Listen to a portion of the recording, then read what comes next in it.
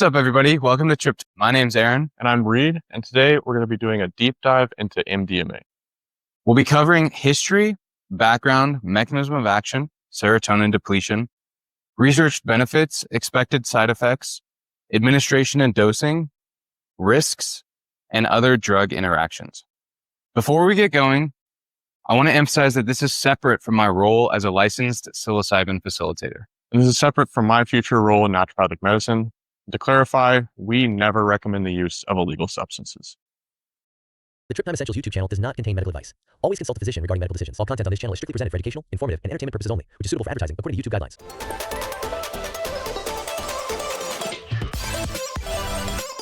So let's get into this history and background. MDMA, 3,4-methylene dioxymethamphetamine, colloquially known as just ecstasy or Molly. Mm-hmm.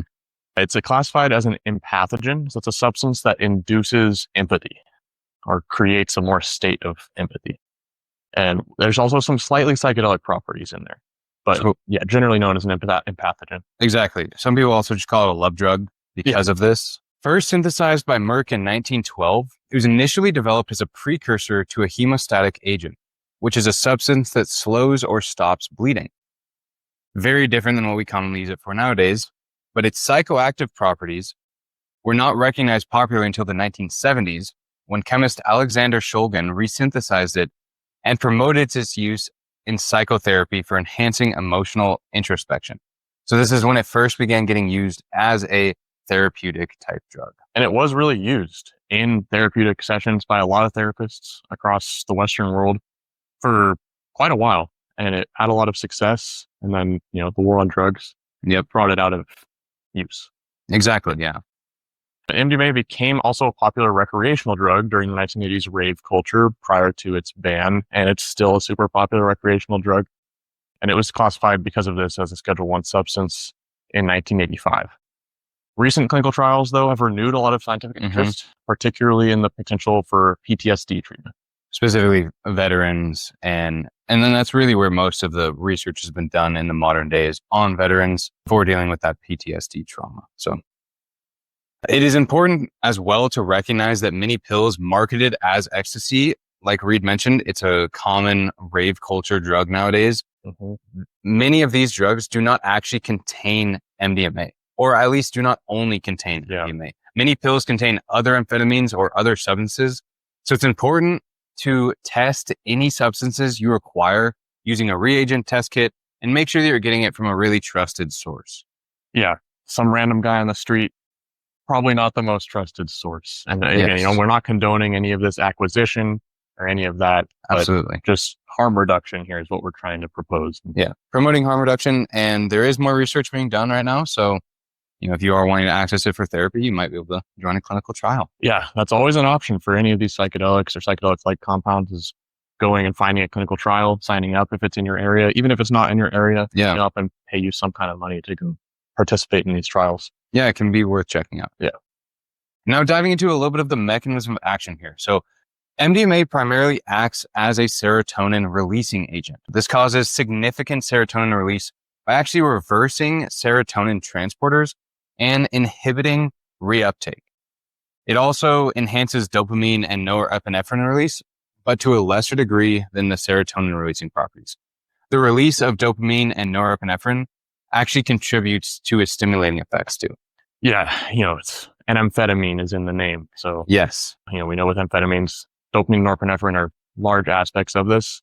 It's pretty unique, though, that MDMA has such a strong serotonin enhancing effect. And that's actually, like we said, the main effect. Part of what's going on here is actually not just the inhibition of the serotonin transporter, not just serotonin reuptake inhibition, but reversal of the transporter. So what this means is that these neurons have these transporters, and normally the serotonin goes back through the transporter to be stored in the neuron. But in this case, we're not just blocking that process of entering back in, we're actually reversing. So the neurotransmitters are going to pop back out into the synapse, available to go slam receptors, pretty much. So it's a step beyond inhibiting the transporter, actually pushing serotonin back out for use. Which could be some of the reason why the next day right, which we're going to get into as a possible side effect, is just this low feeling because your serotonin storage has been depleted.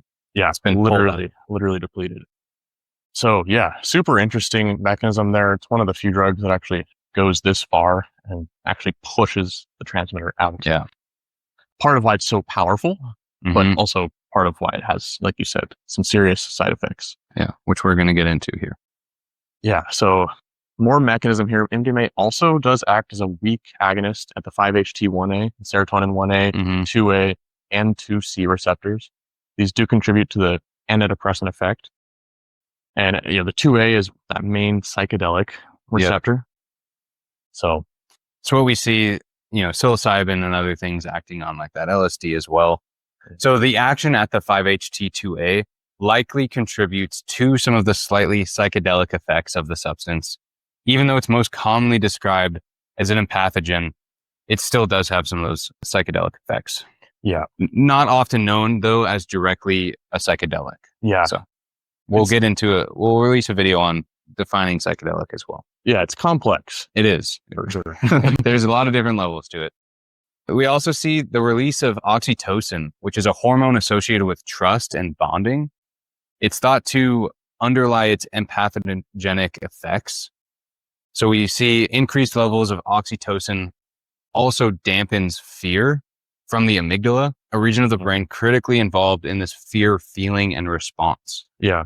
And this might be a large reason why it's so promising for PTSD. A lot of that is based on the amygdala being totally dysfunctional. So that's, part of what's going on here is major release of oxytocin.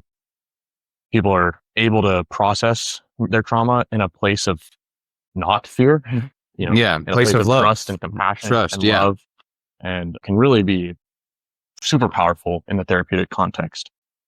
We also see some elevated levels of BDNF, which is brain-derived neurotrophic factor in the amygdala. So we may also be seeing some changing of the amygdala as well through that protein synthesis and just increased brain growth of neurons. So if you're also enjoying this video so far, please like, comment, share, and subscribe for continued delivery of all this psychedelic-related content. Yeah, we're going to keep coming out with new content. Going to be moving into weekly production soon, so hit that subscribe button to stay up to date. Now, getting into some of the serotonin depletion and some of the neurotoxicity. So you might hear about some of this. We're going to dive into some of the science behind it.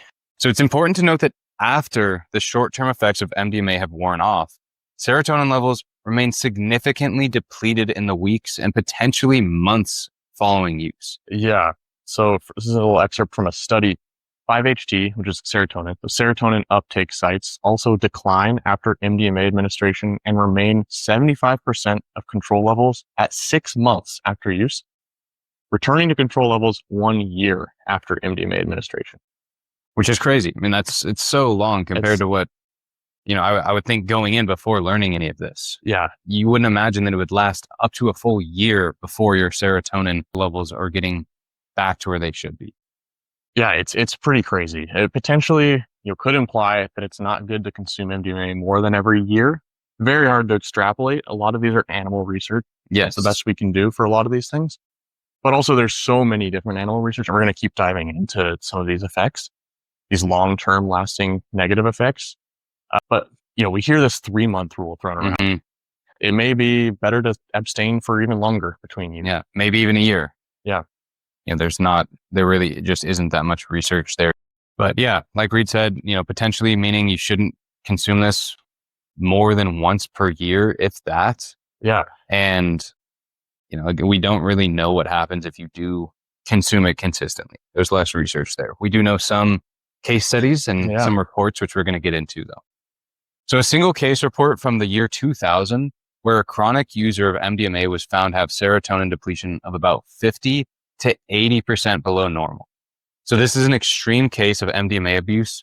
So of course, it does not reflect the depletion of a single use or occasional use, but it is an example of severe abuse. Yeah. Again, more research is going to be needed to see how consistent this is with MDMA users, but we at least have one case study here, which is still strong. Yeah. I mean, that's pretty astounding. If we're getting all the way up to maybe 80% below the normal levels of serotonin, you can imagine someone's not going to be feeling very good. Yeah. So yeah, it's really important to recognize that before delving into this stuff recreationally. And it arguably should not be approached recreationally, for a lot of reasons, because you're not going to be feeling, tippity top, peak performance, peak mood for a while afterwards, potentially. Yeah. Really good to use this in a safe, controlled, therapeutic manner. Yeah. So a little bit more, we're going to look at this rat study from 2007. Finds that even a single dosage of MDMA depleted tryptophan hydroxylase. This is an enzyme that does the first step in converting the amino acid tryptophan in our diet into serotonin. So we see that enzyme level depleted significantly after one use.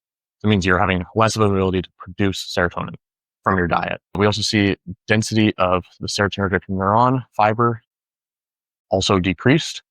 So the number of serotonin containing neurons being significantly decreased after just that one use. Yeah, pretty significant. Very significant. Again, this is a rat study, so it doesn't directly correlate to humans, but there is some things that can be taken away from it. And that's why we're bringing it up. Yeah. This rat study from 2012 also shows notable reductions in rapid eye movement sleep, also known as REM sleep. Increases in fragmentation of sleep as well. So at 180 days after use, which is 6 months, these sleep metrics, as well as serotonin transporter gene expression, returned back to normal. But it took 6 months for those to return back to normal. REM sleep, like you've probably heard, is one of the most important aspects of sleep, to actually being rested and waking up feeling good in the morning. And also for processing memories of your day, it's kind of REM is thought to be important for consolidating, each of all those new memories you're learning in school, for example. Mm-hmm. So having that inhibited can be really bad for your memory.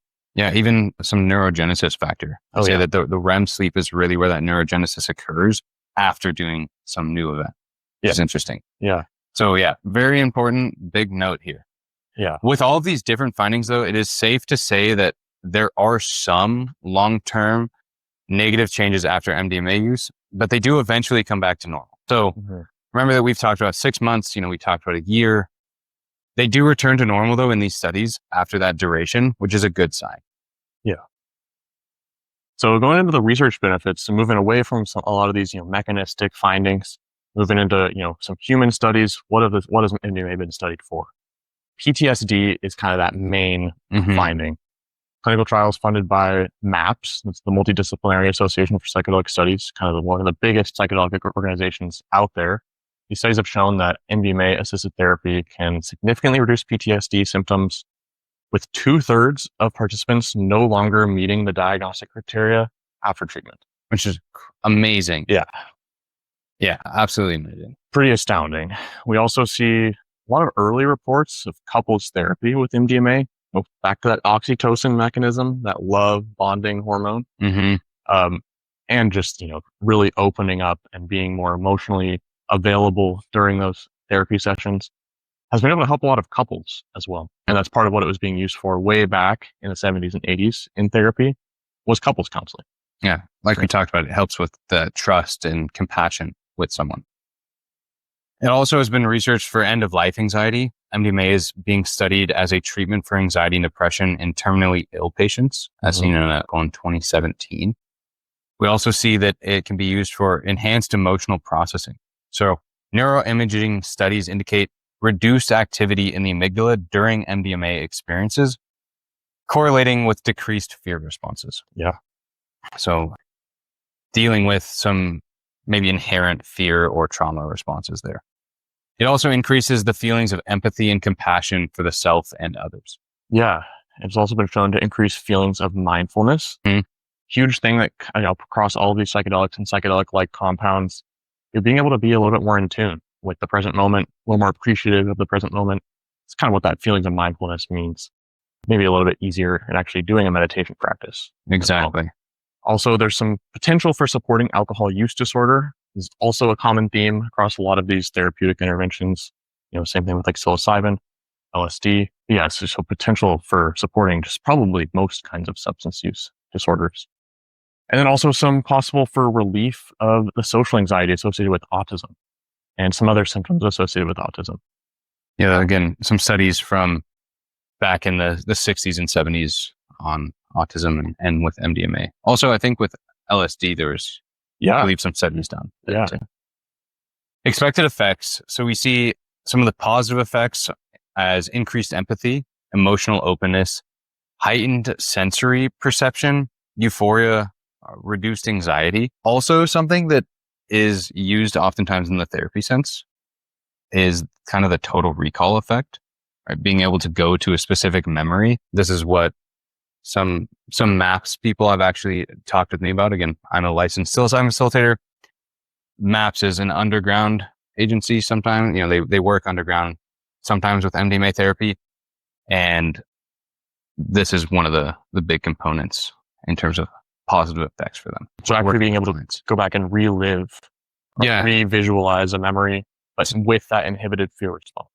Exactly. Yeah. To go back to a specific memory, unlike things like psilocybin, which can sometimes take us to random places or places like we don't necessarily expect. With MDMA, in some of and this is not according to a trial, this is just from anecdotals, but the clients are able to go process a specific memory in that compassionate and love state, and it's easier for them to get there.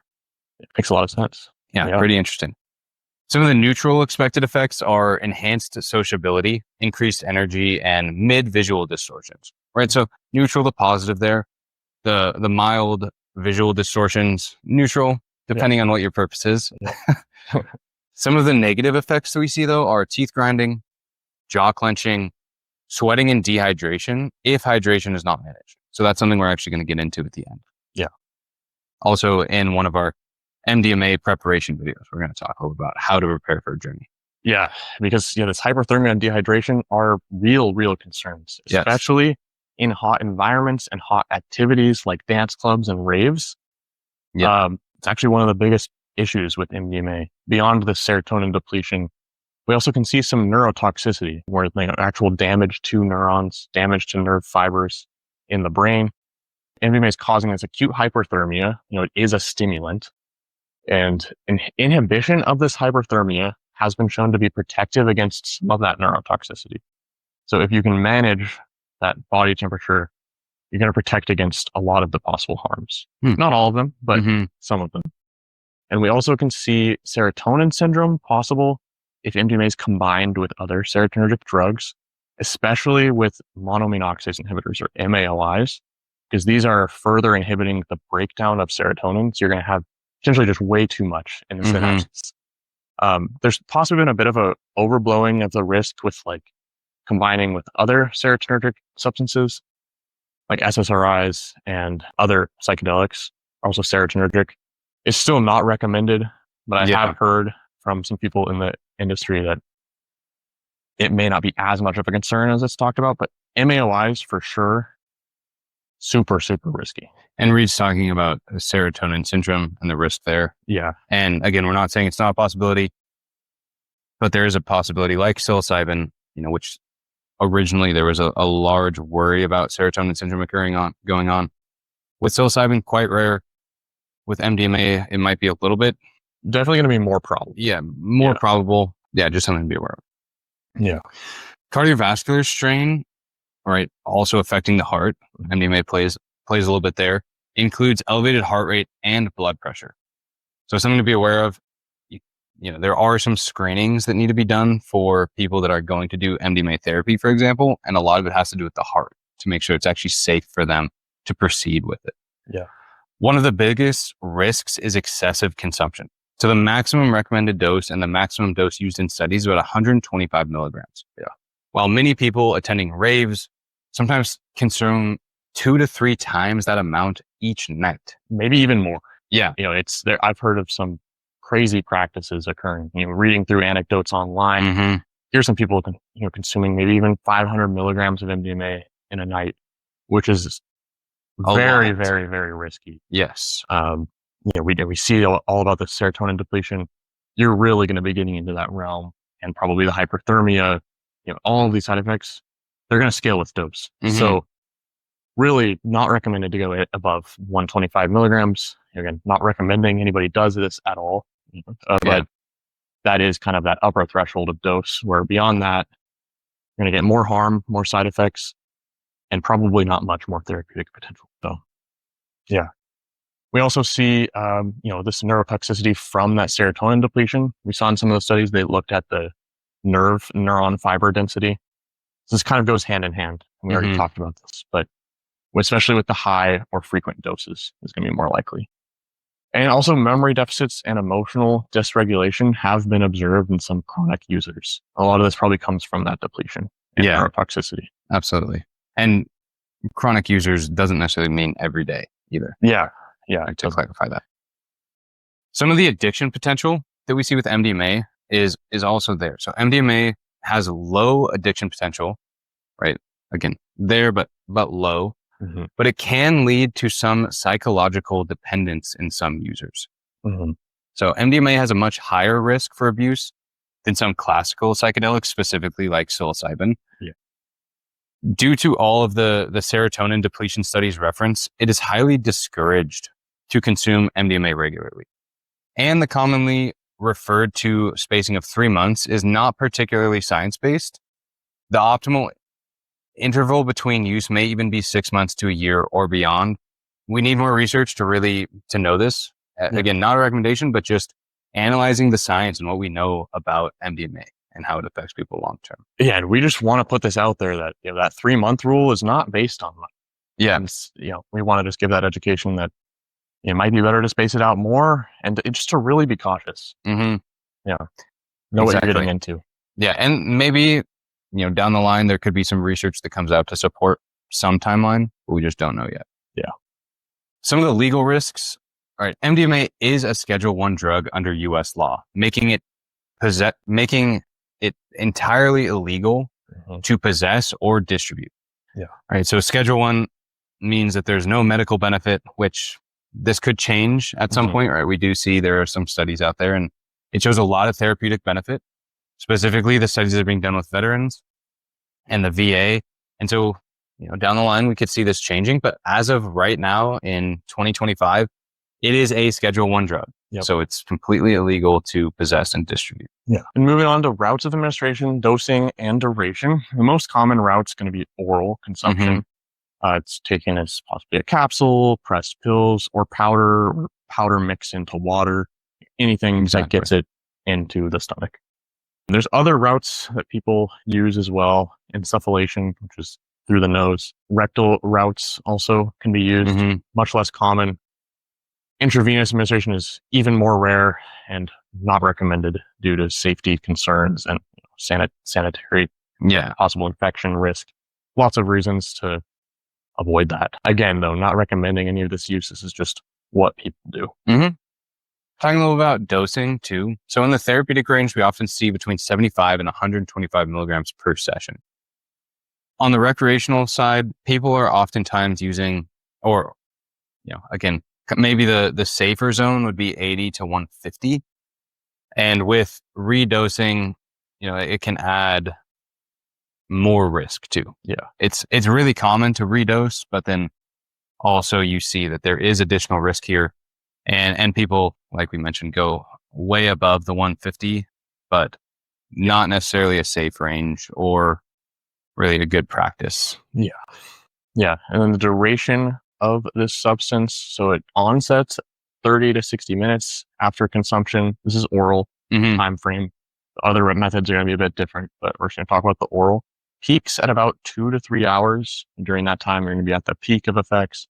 And then total duration, 4 to 6 hours, maybe a little bit of an afterglow beyond that, but then you're going to be back to the baseline or possibly below baseline. Realistically below baseline. Yeah.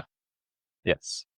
But talking about a little bit of the drug-drug interactions here. So just for clarification, we are going to do another video where we dive a little bit deeper, give some other examples, but for now we'll start here. So serotonergic drugs, combining MDMA with SSRIs, SNRIs, or other serotonergic substances increases the risk of serotonin syndrome, which is a potentially fatal condition characterized by agitation, hyperthermia, and seizures. Yeah. So how big of a risk this is, we don't entirely know, but what we can theorize is it is a larger risk than something like psilocybin. Yeah. Also, moving into a second drug-to-drug interaction, so monoamine oxidase inhibitors, MAOIs, These drugs can intensify MDMA's effects. Again, they do something similar, right? They're causing more serotonin to be floating around and increase toxicity risk by inhibiting its breakdown. Yeah, exactly. And then moving into stimulants as, broad class of drug interactions. It includes things like other amphetamines or cocaine. And, in the party rave scene, this might not be the most uncommon practice, but super risky to do this. That cardiotoxicity, the chance for hypertension, for hyperthermia, excessive neurotoxicity from those things, and potentially even a heart-related, event is going to just shoot up dramatically. Your heart rate's just going so high. Yeah, it's important to know MDMA is already a stimulant. Combining it with other stimulants is a recipe for potential, severe risk. Yes. Alcohol, also super commonly used substance. Although often it is combined with MDMA, it's going to increase those dehydration risks. Alcohol is a diuretic. Going to increase that excretion of fluids, possibly increasing the risk of heat stroke. And then some more specific stuff, antiretroviral medication and CYP 450 enzyme inhibitors. So drugs affecting the metabolism, the breakdown of MDMA at the level of the enzymes in the liver may also increase the MDMA levels. So important there, just if you're on any meds, search up, see if there's an interaction on your own. Yes. And go through a screening protocol. There are some of them online to look at. When we do a deeper dive into some of those meds, you might be able to look at that and have some non-legal advice taken from it, non-medical advice. But just making it and bringing some awareness to this. Yeah, and this list we went over is not complete at all. Just a very brief overview. Yeah, half-life and excretion time. So MDMA has an elimination half-life of approximately 7 to 9 hours. This means half of the drug is cleared from your bloodstream within this time, though effects typically subside after 4 to 6 hours. But just pointing out that is a relatively short half-life, kind of like psilocybin. Yeah. And excretion time, MDMA is primarily metabolized by the liver through that CYP2D6 enzyme, and it's excreted in the urine. Most of the drug is eliminated within 2 to 3 days, though there's some metabolites that can maybe be detected for up to a week, depending on the dose and depending on each person's metabolism. Yeah, can vary a little bit for everybody. Yeah, I just want to point out as well, in the future, we will have more specific videos on how to prepare for MDMA, how to integrate from it, and some specific recommendations potentially on how to minimize risk as well. I'm not including that in this content for today, but I want you to know that will be coming. Exactly. Yeah. This is more focused on the science deep dive behind it. The other ones are going to be more around practicality and safety. So thank you so much for joining us today. As always, our mission is to provide scientifically accurate resources and harm reduction information about psychedelics and psychedelic related substances. Yeah, please subscribe for more content, share with your friends, like the video, and let us know in the comments what you'd like to see next. Yeah. Bye.